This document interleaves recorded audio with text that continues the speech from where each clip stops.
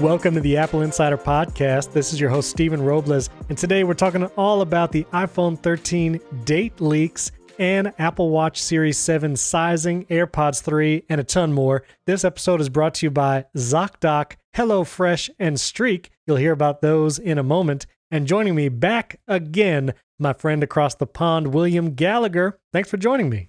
Hello, thank you. You catch me live as I dig down the back of my couch trying to find all the money I need for the new iPhone. Yeah.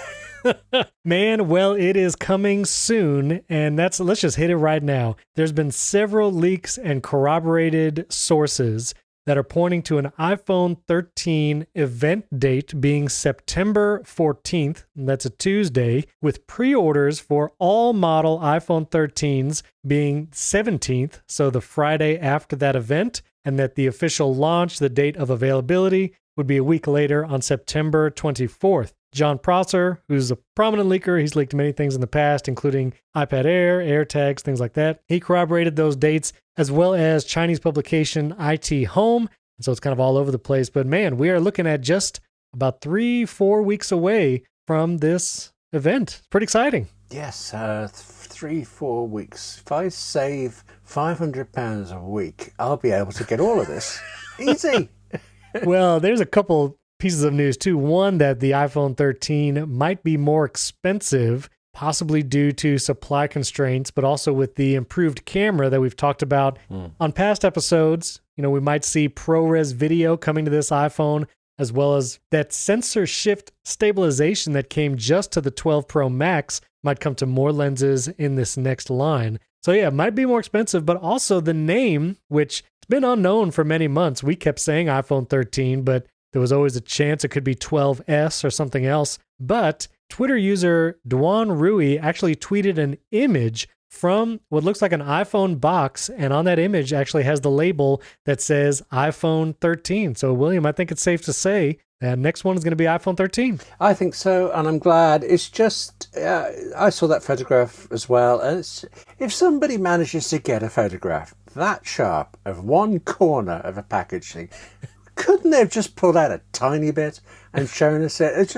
It's like whenever you see photographs of UFOs, you see one frame. That's right. Like they didn't take a second one, because they've only photoshopped one of them. Yeah, this looks real, but yeah. It does look real. It has like the little pull tab with the green arrow, like Apple's product packaging, and it does say iPhone 13, not Pro or Mini, just says straight up iPhone 13, so that's interesting. Yeah. And the guy who tweeted it, Duan Rui, there's been some news about Apple going after leakers, or people have been paying for products and leaks. And this was his tweet. He said, "Let me emphasize again that I am not a leaker. I don't have first-hand information.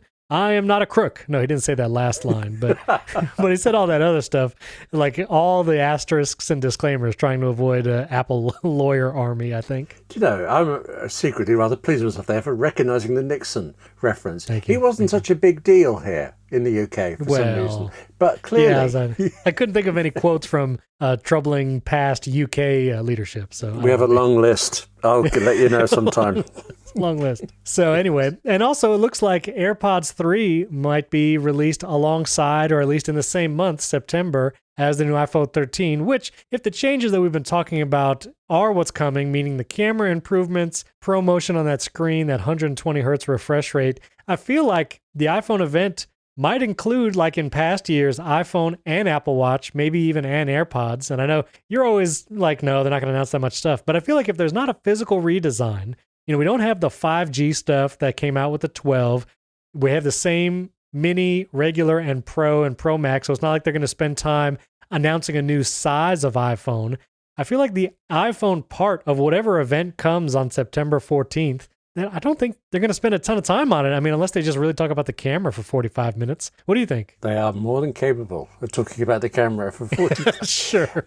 Sure. I come at this in two different ways. One, you're right. I do think Apple announces less than people expect. But my thing there is just that people seem to over-expect that they will announce everything in this one go. And they're disappointed. But on the other hand, I think Apple is extraordinarily pin sharp clever on choosing when to announce what. They won't do the iPhone and the Apple Car for example, because they know the car will get all the attention and the phone won't. So they would separate those. Right. But it might well.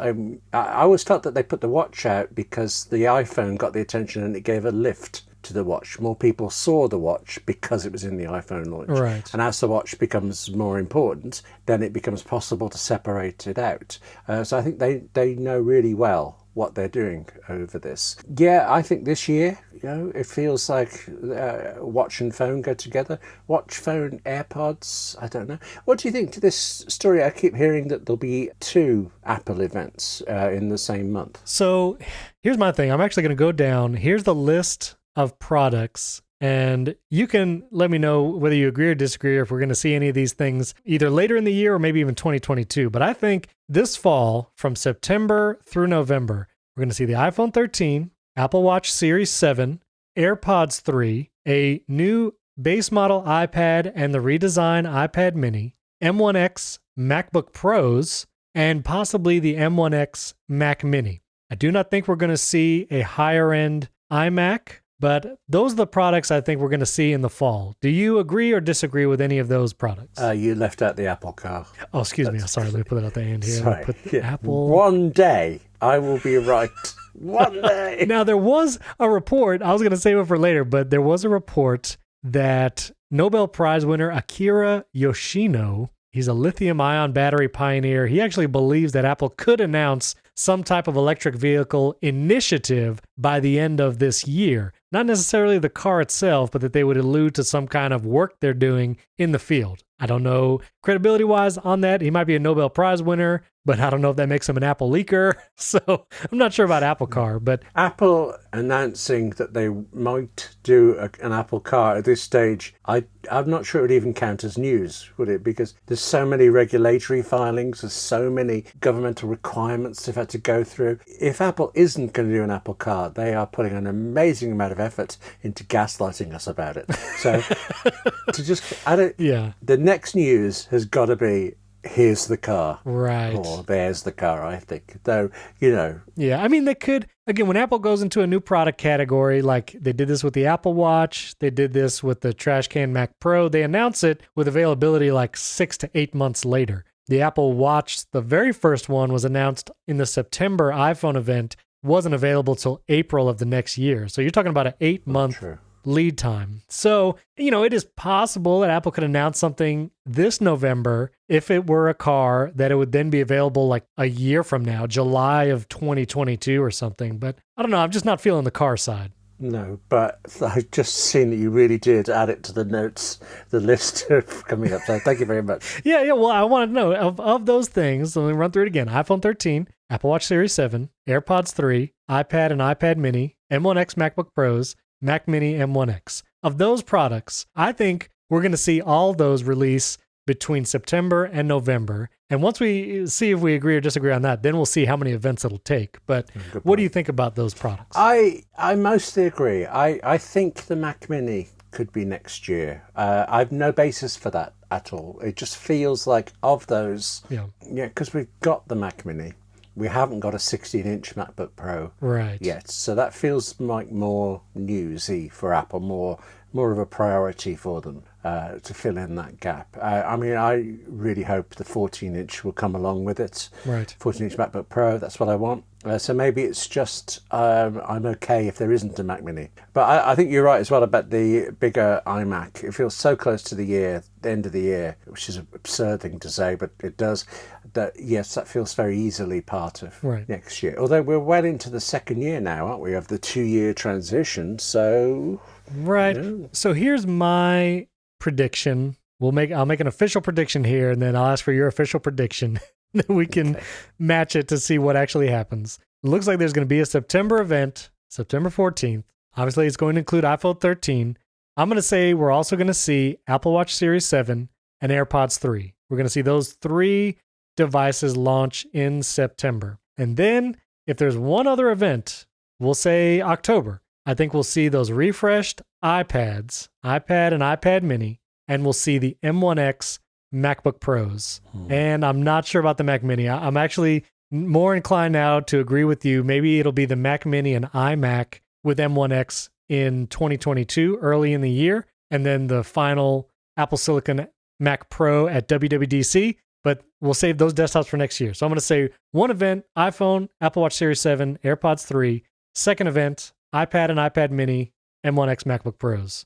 William, what say you? Given the dates we expect, and who knows till they're announced, given the dates of the 14th and onwards, I don't see Apple having a second event in September as kind of muddying the spotlight. Is that a strange mixed metaphor? While it's putting out pre-launches and then shipping and all that news cycle, I think they won't do it. So I agree, October seems more likely. I think there's a chance something here will come out with a press release instead of an event. Oh, that's true.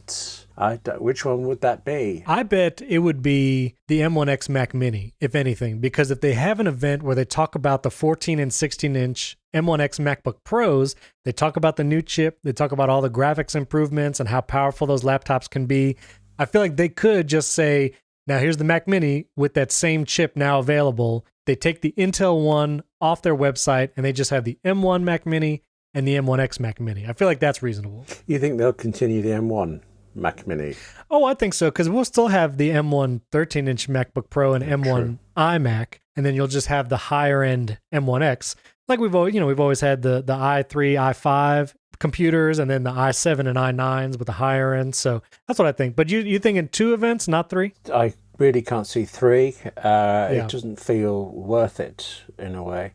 So I'm thinking about the Mac Mini stuff. I had unthinkingly assumed that the next Mac Mini would replace the current one and that the 14-inch MacBook Pro would replace the 13-inch MacBook Pro.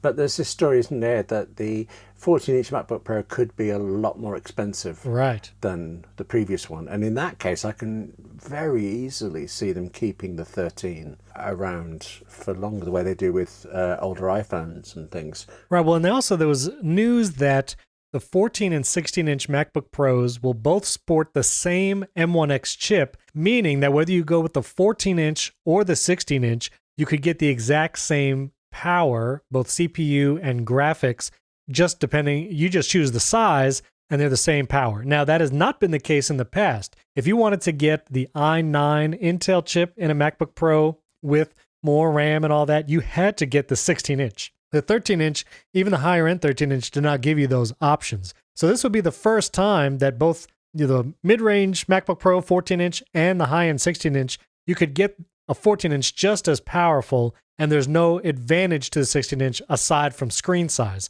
which honestly, I'm pretty excited about because I like the smaller laptop size, but if I want to get a powerful laptop, I want to know I can get the most power that Apple offers. So I'm all about that. That's when I was looking into MacBook Pros and ultimately decided not to buy one yet to wait. I was drawn to the 16 because of the power for certain things I needed, but it feels like a boat to me. And for some reason, the keyboard is exactly the same keyboard on the 2 size models, but I like it on the 13 and I dislike it on the 16. Yeah. And it's got to be something to do with the placement of the cans on the body and things. It's just too big to carry around. So I was willing to sacrifice some performance for the facility of passing things around, carrying things around. Yeah. But if it weren't for the fact that presumably that means the price is going to be a lot more, this would be the best of both worlds. Bring it on. Yeah, absolutely. So I will say with keyboard size, just a little tangential aside, that's actually redundant. I think if something's tangential, it is an aside. Anyway, that's for the UK grammar people that are going to come after me for making a redundant comment. But I remember with the 12-inch PowerBook, my first Mac, that keyboard, like there was no space between the keyboard and the edge of that laptop. The keyboard went all the way side to side. And when you typed on it, your wrists had to kind of do this like 45-degree angle thing where, you have to bring your hands pretty close together to type on that keyboard. With the 13-inch, you get to spread them out a little more. But I think when you go all the way up to that 16-inch, your arms just naturally, because there's more space on either side of the trackpad, your arms are a little more spread out. And so whatever angle that is between your arm and hand on the 16-inch, I do think it is different from 16 to 14. And like you said, I do actually prefer typing on a 13, if this is a redesign, 14-inch body rather than the 16. I think because of that like weird wrist angle. I've actually thought that makes so much sense. That's ergonomically sensible. And I have honestly thought I'm an idiot I was standing there in the Apple store trying the two, thinking, I like this, I don't like that. They're identical. Even Apple geniuses going, they're the same keyboard. Yeah. Okay, I'm going to go back and go, ha-ha. Yeah, it's that space on either side, because when you get that 16-inch, you have basically a landing strip on the left and right side of the keyboard, and your just arms naturally, especially if you're typing on your lap without a desk, your arms kind of balance the laptop as you type, and so you're naturally going to have your arms farther apart. So I do find there's a noticeable difference, especially when you type all day, like you're a writer, you're going to notice that difference. Good point. All right, so we talked about dates. We both think there's going to be 2 dates. We pretty much agree on the products that will probably be announced. This episode is brought to you by ZocDoc. We've all had that experience where we need to find a doctor. We'll do the research. We'll find someone local. We get there, but they don't take your insurance. Well, you never have to experience that frustration again, because ZocDoc is the easiest way to find a great doctor and instantly book your appointment. Just download the free ZocDoc app, and you can find doctors in all the different specialties or general doctors in your area. You can even see their little picture. You see ratings for local doctors, and you can even make an appointment right there in the app. You don't have to make a call, which, again, is one of the worst parts about making an appointment or for a doctor's office is getting on hold or trying to find somebody to make an appointment, but you don't need to do that anymore. With ZocDoc, you can search for local doctors who take your insurance, read those verified patient reviews, and they even do in-person or video chat appointments. Whether you need a primary care physician, dentist, dermatologist, eye doctor, ZocDoc has you covered. Go to ZocDoc.com/AppleInsider, and you can download the ZocDoc app to sign up for free. Every month, millions of people use ZocDoc, and I'm one of them. If I need to find a doctor, I don't try to search online anymore or look up on maps and see which ones are in my area. I go to the ZocDoc app, search for what specialist I need, and then I just have a list right there. And I love that you can even get appointments same day, and you can see which are available right now, same day, or in the next couple days. You see those reviews. It's just the best experience for booking a doctor's appointment. ZocDoc makes healthcare easy. And now is the time to prioritize your health. So go to ZocDoc.com/AppleInsider and download the ZocDoc app to sign up for free and book a top-rated doctor. Many are available as soon as today. That's ZocDoc.com/AppleInsider. ZocDoc.com/AppleInsider. That link will be in the episode show notes. Our thanks to ZocDoc for sponsoring this episode. Now, William, what are you going to upgrade to? If all those products do come out between September and October of this year, what are you going to be upgrading, William? Well, there's the sensible answer, and there's the actual answer. Now, you have a 12 Pro, right now. Yes. What Apple Watch do you have? Series 4. Okay, actually. that's the one.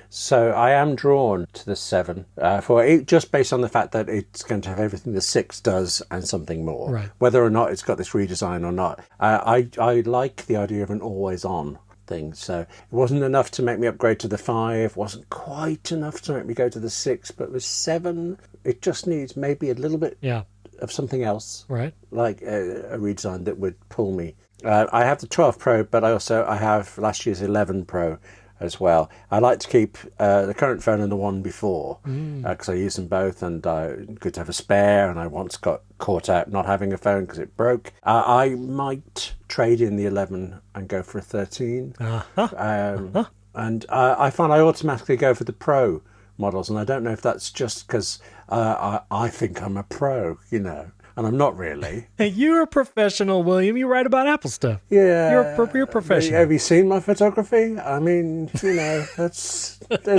I've seen your videos, 58 Keys. Good stuff over there. Oh, thank you. And that is filmed on the 12 using That's what I'm saying. Yes. Right, exactly.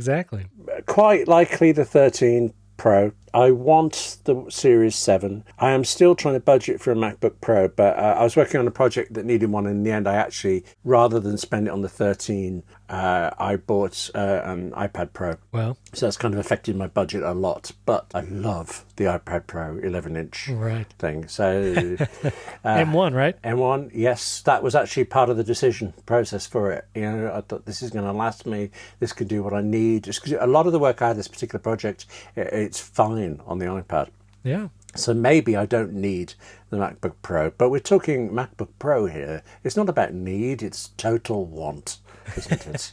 Right. Yeah. Whereas you were just going to get all of them in every different color, right? It depends. The Apple Watch, we're really going to have to see what is different. You know, we've seen the physical redesign, but we have not heard much about what new features it will actually bring. That whether it's health features or, you know, it'll have a new processor, so it'll be a little faster. My 6 is very fast, very speedy. So I don't know. I don't know about the Series 7. I upgrade iPhone every year. I'm on the upgrade plan, so I'll be doing that. I'm interested in the AirPods 3 because I use all the different AirPods for different use cases, and so I'll probably upgrade that. The iPad mini is tempting. I did actually have a friend of the show, Pablo Felix. He actually wasn't using his old Kindle Paperwhite, and he actually sent it to me. So thank you, Pablo, for that. And so I've been using the Kindle. Well, I say I've been using. I set it up. I haven't read anything yet, Pablo. So I'm going to see if it's actually worth keeping for the reading experience, or if I'll want an iPad mini for that. I don't know. But I do want an M1X machine. And I'm still unsure if I want to maybe trade in my M1 MacBook Pro for the M1X, or do I want to wait to see what desktop comes out with the M1X, with the new iMac, larger, maybe it's an iMac Pro. And so that's going to be the toughest decision for me. Do I hold off on the fall computers and wait for an M1X iMac? And so that's the one I'm really not sure about. We'll have to see. Actually, I must ask, you say you've got a Series 6 watch now. What was the watch you had before? I had a Series 3 before that. Ah, okay. So just to clear up whether I buy every single device, I rocked that 3 for a long time. Yeah, so the 3 to 6 difference, oh my word, like amazing. So, but that's why I feel like my Apple Watch Series 6, it is very fast. It does everything I want it to. So I don't know. We'll have to see. We'll have to see what it looks like. I went from a Series 1 to a Series 4, and it was night and day difference in speed. But just then when you said the 6, I thought, is the 6 that much faster than the 4? But we don't know. You can't tell me. No, I don't know. I know from the 3, there's a huge difference. The 3 was basically unusable at a certain point. So I do want to mention the Apple Watch Series 7, which most likely will be coming out probably at the September event. There's been leaked images. One is of a 41 millimeter band that was posted by Twitter user Majin Buu, and he also showed a recent picture of a gold-colored iPhone 13 Pro in a different tweet. But with that band, plus Duan Rui, who had the picture of the iPhone 13 box, the little label part, he posted an image of looks like a leather Apple Watch strap, but clearly we see the mark 45 millimeter. So this shows that if these new sizes are correct with these bands in the images, we'll be going from a 40 and 44 millimeter size with the current Series 6 to a 41 and 45 millimeter in the Apple Watch Series 7. Now, this could just be because with whatever physical redesign is coming to the Apple Watch, that bezels get a little less, and so you get a little more screen size. I don't imagine the physical size of the Apple Watch is going to change very much at all, but we get 1 more millimeter of screen size, it seems like. But the thing is, the band shot we've seen the band has 45 millimeters on it. Why does the band have to be specific to a 45 millimeter if it's actually the case is the same, it's just the screen bezels are smaller? It feels like there's got to be some other difference. Well, it's the same, like when it went from 38 and 42 to 40 and 44, they changed all the size things on the bands. I think because if you have the newest Apple Watch that you know is a 41 or 45 millimeter, seeing bands with the old sizes, it might throw some people off who aren't familiar, that they might think it's not for their watch. It's just the bands now feel like for the new watch. You know what I mean? Because honestly, you could get probably a 38 millimeter band and it would fit this 41 millimeter Apple Watch when it comes out, but just keeping it consistent with the sizes, I think, is mainly the point. No, you sold me on that one. Good point. Yes. Thank you. Everyone in the UK, if you have a scorecard, please, William said that I got a point for that. So thank you. Just keep score for us. Appreciate it. And finally, of all the September leaks and events and everything that's going on, Lisa Jackson, which is the Apple Vice President of Environment, Policy, and Social Initiatives, actually tweeted a photo saying, getting ready for the upcoming events or whatever. And so this picture of Lisa Jackson, she's sitting on the floor in the lobby of the Steve Jobs Theater. And it's kind of interesting because we don't usually see it from this angle, but also we see like production equipment in the background. And obviously being Apple, I'm sure this was like very staged and everything was very intentional. Maybe Apple's trying to show like, hey, we actually like have production equipment. Like it's not just all magic. These videos just don't appear out of the ether. And so like you see these intelligent moving lights in the ceiling of the foyer. We see like 2 rolling production cases in the background with some lighting. And so I kind of liked seeing that just raw picture of what's going on in the Steve Jobs theaters they filmed for these events. Suddenly think, are they doing it because they keep working with all these people making TV shows? And they're like, look, see, we can do it too. Right. Maybe. So anyway, I thought that was interesting. And maybe Lisa Jackson will be in the next event saying for environmental reasons, we're not going to include any more cables in any products. Maybe that's... No, just kidding. I will say, once Apple announced that there's going to be no plug in the box for the 12 and everyone was in an uproar, now Samsung, Google, no one includes a power brick. Yeah. No one gets a power brick. So there you go. Are you salty at all about that, or do you feel like it's probably fine now? I'm fine with that. I get confused. I remember when we last had a change from the 30-pin to the Lightning thing, I had all these 30-pin cables and one Lightning cable. And then within a few weeks, I could never find a 30-pin when I had to go back to it. Suddenly, it was all Lightning. And now I've got all USB, and I have plugs here for this, and I've lost that. Did somebody come into my house and take away old adapters, old plugs? That's right. It's the little the iMinions. Right, you were just a bit too quick to say that. Are you involved? No, of course not. Anyway, all right, so that is all the leaks and rumors. Again, keep your eye on AppleInsider.com. Looks like September 14th, usually invites go out a week earlier, so maybe September 7th, we will see a Apple invite for the iPhone event. So there you go. It's exciting times. Yeah. Getting excited for the fall. It's going to be a big fall for sure. So in addition to all the hardware coming out, we have the betas of iOS 15 and iPadOS 15, macOS Monterey, and some features are now slipping into a later release cycle rather than at launch. Last week, we talked about SharePlay, the feature where you can watch a show or listen to a podcast or music in sync with someone over FaceTime. That SharePlay feature is not coming out with the launch of iOS 15. It's going to come out later in the fall. And now on macOS Monterey, iCloud Private Relay, which is Apple's now built-in service for iCloud Plus customers. And basically, if you pay anything for iCloud, even the 99 cents like storage package, you're an iCloud Plus member. It's only those who do the free iCloud plan are not Plus members.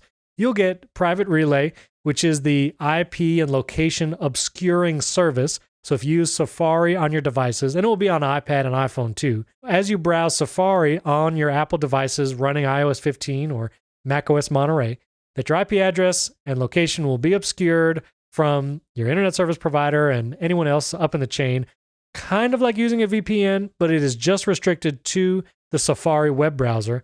But web developers and websites are having to adjust to make sure their websites can work with iCloud Private Relay correctly. And so for that reason, it is actually going to be a beta feature once iOS 15 and macOS Monterey is launched. So it's not going to be publicly available. You can sign up for the beta and still use iCloud Private Relay. I actually have it on my iPad because I'm running the iPadOS 15 beta. But it will not be a full-out feature at launch. It will be just in beta.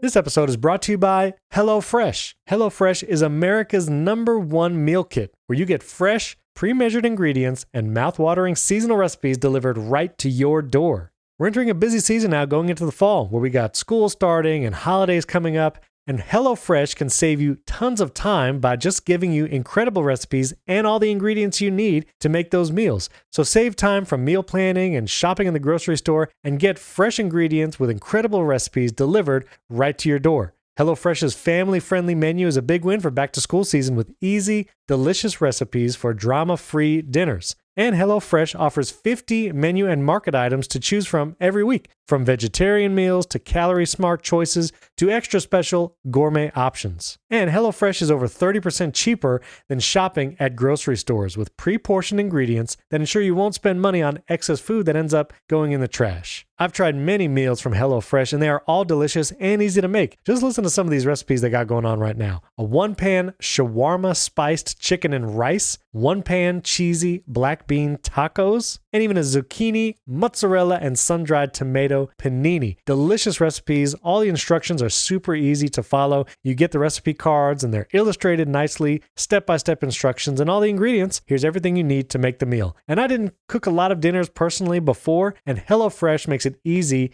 not intimidating, to get into cooking meals for yourself, for your family, and you can even get a 2-meal plan for yourself and get a leftover meal for lunch the next day. So go to HelloFresh.com/AppleInsider14 and use the promo code AppleInsider14, all one word, for up to 14 free meals, including free shipping. 14 free meals and free shipping. That's HelloFresh.com/AppleInsider14. That's the website. And then use the promo code AppleInsider14, all one word. Our thanks to HelloFresh, America's #1 meal kit, for sponsoring this episode. Is it time to confess I've gone all in on the betas? Well, I knew you had macOS Monterey installed, quote unquote, by accident. But now what else have you installed the betas on? It's on my new iPad. It was on my iPhone 11 Pro. That's where I was testing it out. I've been writing a lot about it. You obviously got to use it. But in the end, I liked it so much and it was so stable. I have put it on my regular work iPhone as well. Oh my. Mostly because of focus mode, which doesn't always work, by the way. Occasionally things get through, which is very irritating. It reminds you how good focus mode is when it is working. Right. But I'd be here, I'd have my Mac Mini would be in focus mode and just letting through a couple of people. So would the iPhone 11, so would the iPad, but the iPhone 12 was letting through anybody. So it'd be all peace and still, bleep, bleep, bleep, in the corner. And the end, it's like, enough! I put it on, and so you have it on everything. Yeah, and I'm almost entirely, completely, a bit nearly glad. That's a lot of caveats in that statement. Well, since you're running it everywhere, what do you think? Because a new beta was actually just released earlier this week, beta 7, I believe, with updates everywhere. I've been using it on my iPad. It's pretty stable, like you said. What are your thoughts now that you have it on your main iPhone, Safari on iOS 15? Tell me your thoughts. I am trying to use the new design.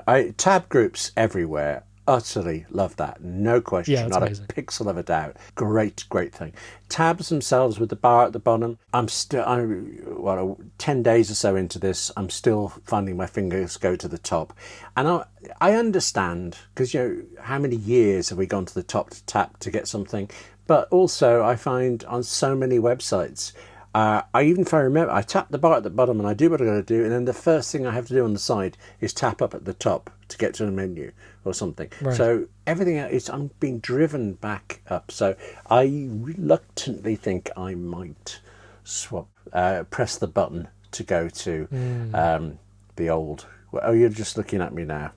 And no, I have not put the beta on my iPhone. I don't have a spare iPhone, so I'm totally going by what other people are reporting. Now, on the iPad, did you keep it where the tabs are in line with the address bar, or did you move the tabs underneath the address bar? Oh, good point. I actually, originally, I liked it in the address bar, and when they changed it, I don't remember setting it. It just, suddenly the next beta moved it. I found I was tapping in the wrong place for it. I'd got used to it. But now I'm kind of, okay. Oh. It was great when you didn't have very many tabs open. I really liked it, just when you had a lot. But actually, I'm finding with tab groups, I have split things off so much that I have far, far fewer tabs visibly open at any one time. So I might have been all right. For some reason, I was all right with it on the iPad. I'm only struggling on the iPhone. So, okay. Now, with tab groups, if listeners forget, tab groups are a new feature in iOS 15 all the way through macOS Monterey, where you can take a bunch of tabs and make a group out of them, and then they can live in the sidebar, not exactly as bookmarks, but kind of like that, but it's a tab group where if you click that tab group, it'll load all those tabs at once, and if you go to another tab group or back to regular Safari, all those tabs are hidden. But the key is, I think that's supposed to be the tabs remain active as they're in that group. So when you open that group, it's not like you're having to load a ton of stuff. Has that been your experience as you use tab groups? Oh, really? Actually, I haven't noticed. They've just always been right there, always showing me what I wanted, so they must be updating. Right. I mean, doesn't this sound like Bookmarks Plus? And yeah, very nice. Right. But in practice, when you've set up a group for all the stuff you do with AppleInsider, all the stuff you do with 58 Keys that you mentioned before, my Writers Guild work, if once I'd separate it, I think I have about 7 categories now. And it is like it has transformed Safari from this neutral browser into an active work tool. I go to do this job and there's everything I need for it. I go for that job, there's everything I need for it, and nothing else in the way. It has totally changed how I use Safari. And now, I mean, I use Chrome when I have to, when a site won't load, and I grumble a bit. Now, I don't care what Chrome does. It can't match this.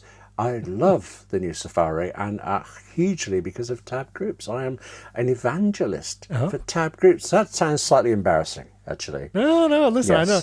CGP Grey, he's on the Cortex podcast. He's all about those tab groups. He went all in on the betas for that feature alone. And if you do a lot of research or you just work in a bunch of different websites that you have to access regularly and you kind of compartmentalize, well, these websites are for this part of my job and these websites are for my side gig, tab groups are really useful. I've started a couple on my iPad, and I'm sure they'll be even more useful when they sync across all my devices like yours. Yeah, that's the thing, isn't it? You set it up on one, there it is on the other. Right. Yes, you have to set it up first. I'm honestly surprised. I think, actually, if I hadn't been writing about features in Mac OS, Monterey particularly, I would have just kind of got around to them at some point. But I had to look into it.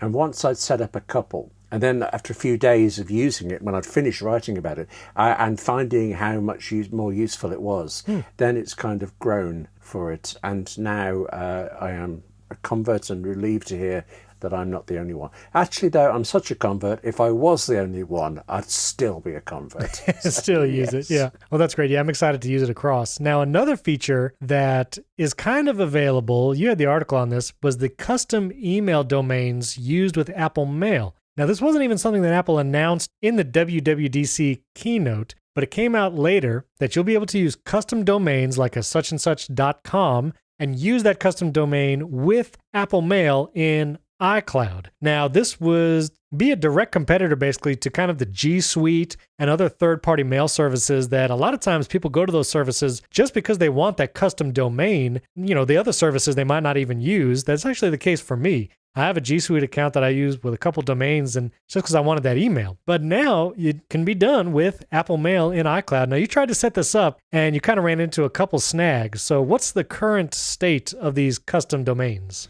I'm starting to wonder if I'm just misunderstanding the whole thing. I own some domains. I would like to have them come into mail. And you go through this process and it says, so what's this domain you own? You put it in. What's the email address you want for it? And it sends an email, a verification email, the usual thing. It sends a verification email to that address. So you can go to where you usually get it, confirm it's you. That's the bit. A couple of days now I haven't had any of the verification emails that I keep sending for it. So I just assumed things weren't working. I look at what other people are doing testing on this, and it's quite funny actually. You look at something, you think, you didn't get one either, did you? But then I think Federico Viticci has said that he has, and he's set it up and it's working fine for him.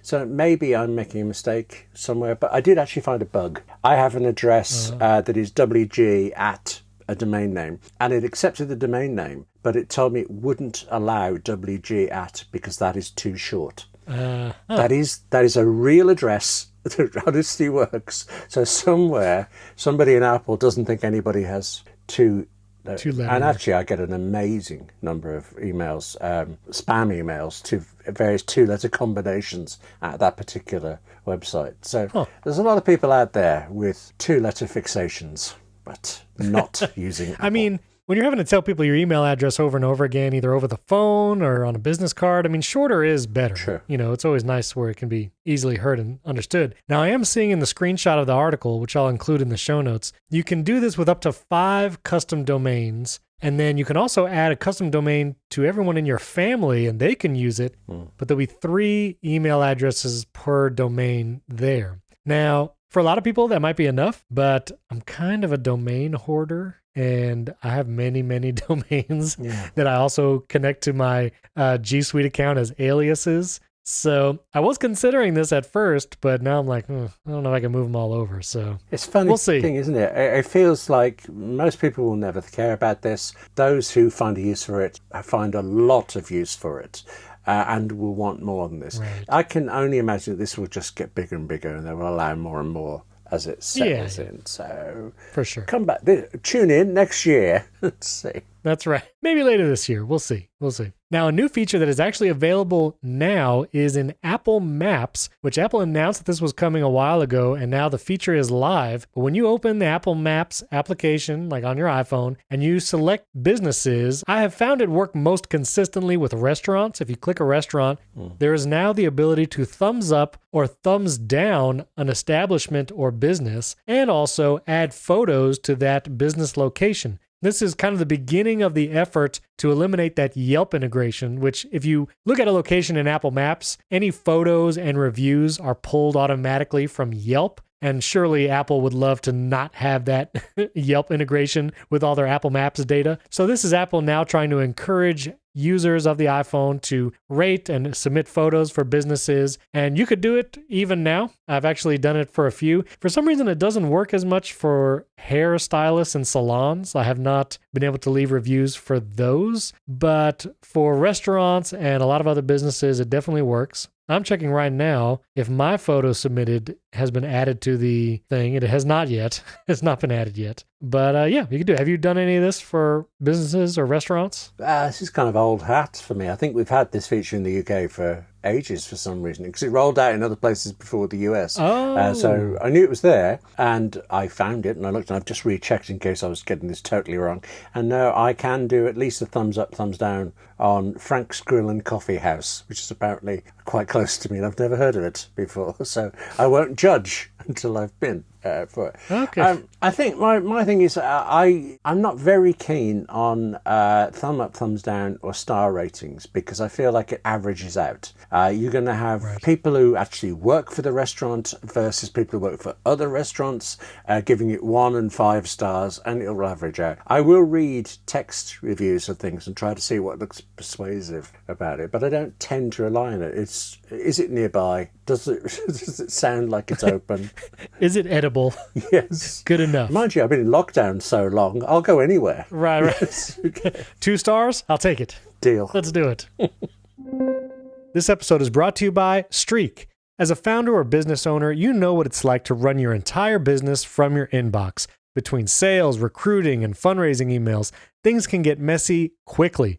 But Streak is a CRM designed to help you stay on top of each part of your process and your inbox without ever leaving Gmail.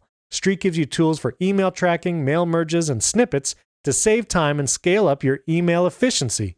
In just a few minutes, you can set up pipelines right inside your inbox to start tracking your contacts and emails through each process. Streak helps you collaborate by sharing emails and pipelines with your team members, whether you work in an office, out in the field, or on a remote team. And pipelines are completely customizable so you can track processes and details specific to your business. Access your pipelines on desktop or the mobile app to add and share information in meetings, at job sites, or however you work on the go. I've used lots of CRMs in the past, and the thing about using a separate CRM is you still have to deal with email. You'll always have to deal with email from clients and work people, and using Streak can help streamline the entire process where that CRM lives in the same place where you have to do your email, right in your inbox, and it just makes everything easier. Sign up for Streak today at streak.com/AppleInsider and get 20% off your first year of their Pro plan, their most popular option. That's streak.com/AppleInsider for 20% off their Pro plan. streak.com/AppleInsider. And that link will also be in the episode show notes. Our thanks to Streak for sponsoring this episode. So I do want to mention For All Mankind, the show on Apple TV Plus. They had season 2 recently. Season 3 is already filming. Love that show. It actually won an Emmy for Outstanding Innovation in Interactive Programming. Didn't know that was a category for the Emmys, but it was because of an augmented reality app that Apple launched alongside the TV series. So pretty cool. One of my favorite shows on Apple TV Plus got an Emmy. Yeah, it's just, what has a science fiction program got to do to win a real Emmy? Yeah, it's always sound design, effects, and now this one, augmented reality. It's like they're inventing new categories to win awards in. And warranted, absolutely, and deserved and things. But these are some fine dramas that get just somehow sidelined. Mind you, there's so much great drama at the moment. It's hard to know. Yeah, absolutely. Oh, and here's for my check-in every time you're on the show, William. Have you watched Ted Lasso yet? If I just say yes, and it was hilarious. Phew. Yeah, holding my sides, really. Uh-huh. I've watched Schmigadoon. Right. I love Schmigadoon. Yes. Schmigadoon was wonderful. Utterly. Yes. From the opening frame, I was actually beaming at this. So, yeah, I'm very happy with Ted Lasso. Yeah, it's Schmigadoon. Yes. Yes, I agree on Schmigadoon, and I'll take that as a no. You have still not seen Ted Lasso. That's fine. Just checking in. Just checking in every time. Yeah, you keep on doing that. That'd be really good. Yes. Just to get all the Ted Lasso fans worked up about William. That's all. Okay. I've seen enough. I've read enough. No, reading the script is not seeing it, William. Really, it is not the same thing. If it's not on the page, it isn't ever going to be on the screen. And I've seen enough of it on the screen to think, that's fine. It's not for me. I wish it the greatest of joy. This is why Apple's never going to send me an iPhone early to review, is because you are bashing Ted Lasso every time you're on the show. This is what happens, William. Well, let's just step this back a bit. You are now many months into not sending me iPads, MacBook Pros and things. You buy them, you discard them, you never send them this way. All right, here's what I'll send you. Yeah. I'm going to burn the entirety of Ted Lasso's season 1 and 2 on DVDs, and I will mail them to you. Will you watch them if I do that? I don't even know if I can do that because it's only streaming. I was wondering, my mind was going through, actually the Writers Guild stuff was going in my mind about the rights and payments to the writing staff. I would have to do a lot of illegal things to get it to you on DVD. And you do that for me. Yeah. I would almost do that. I'm searching right now, Ted Lasso Blu-ray. Yeah, can't get it on any kind of physical media. Maybe I'll get you a Believe poster. That's what I'll do. Okay. Right. Anyway, so I did want to mention there's Apple employees have started a website called Apple 2, and this is on the heels of reports of harassment and sexism within the workplace. And so some employees made this entire website basically bringing some of these situations to the surface. And then there was actually a long piece, I think you actually had this, William, but talking about Slack and how when Apple introduced Slack in 2019, really through the pandemic, it increased in popularity. And now we've been hearing a lot more about discrimination or harassment within the company.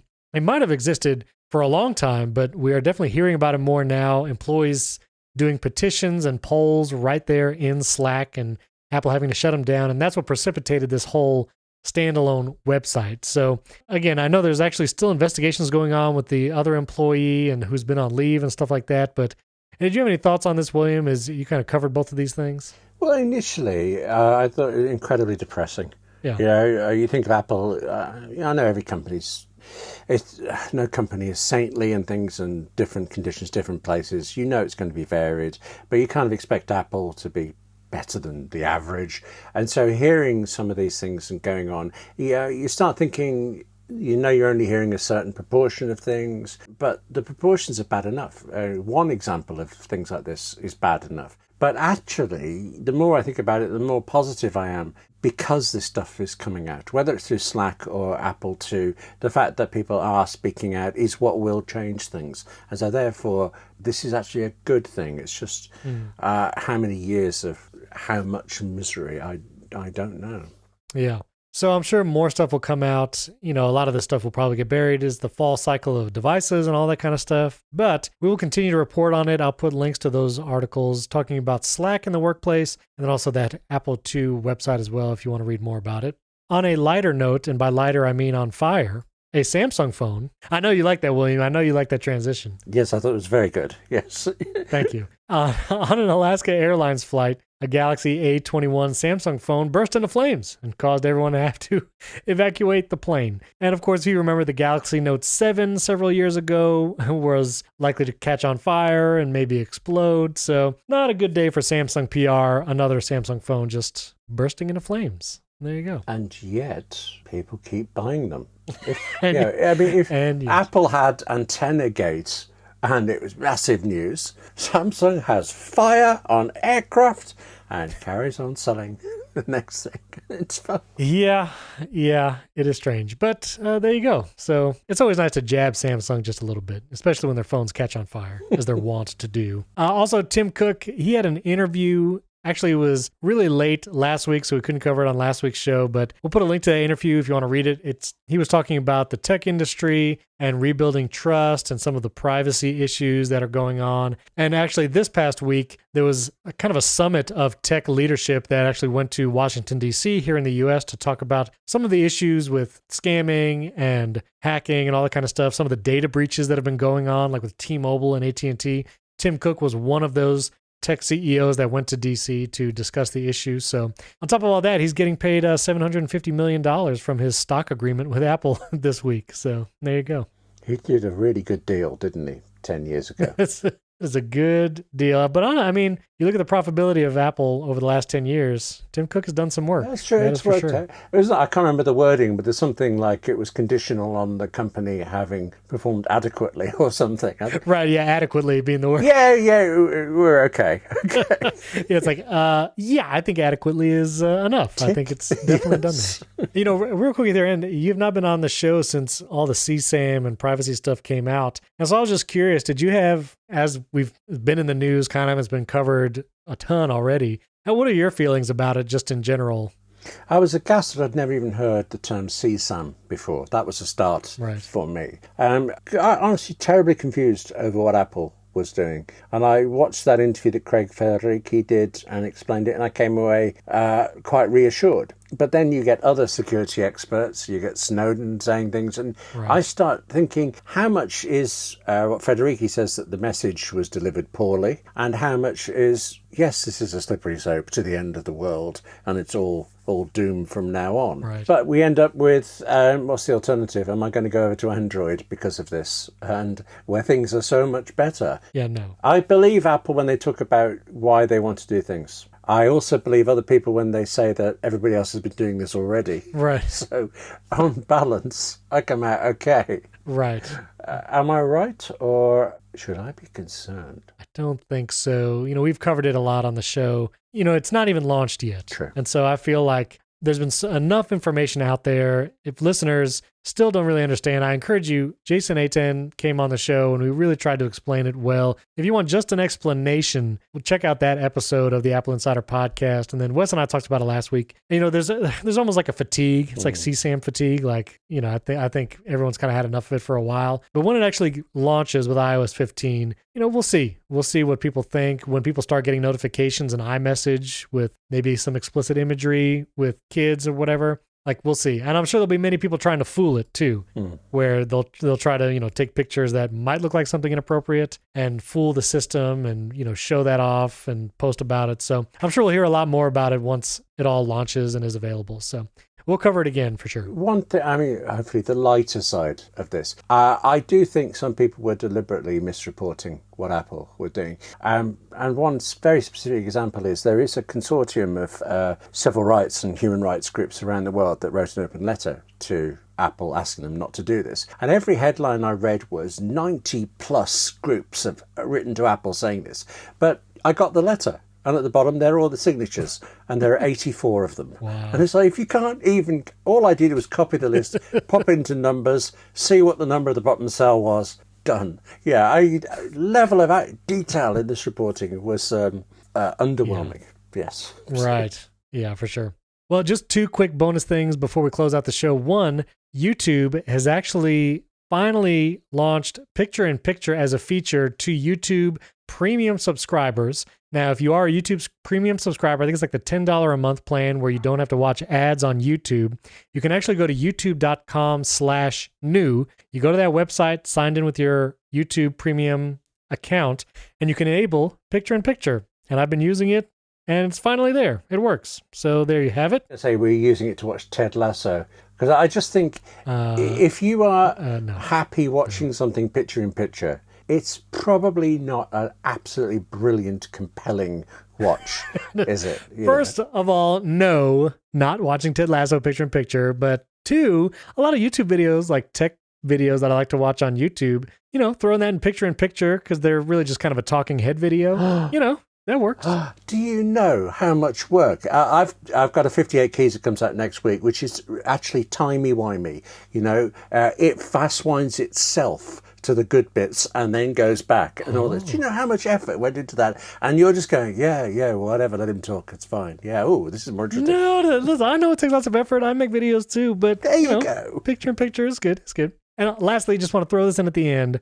New shortcut. I don't know if you have a shortcut that you've been liking recently, but for one of my tasks every week, I've kind of need to know a word count quickly for a piece of text that I'm writing or actually having to read in like a discussion board. And so I developed a shortcut. It's pretty simple, but basically you can select some text, hit the share button, tap this shortcut, and it will show you a quick look with the amount of words in whatever the text it is that you selected. So it's a quick word count that you can use anywhere where you can select text.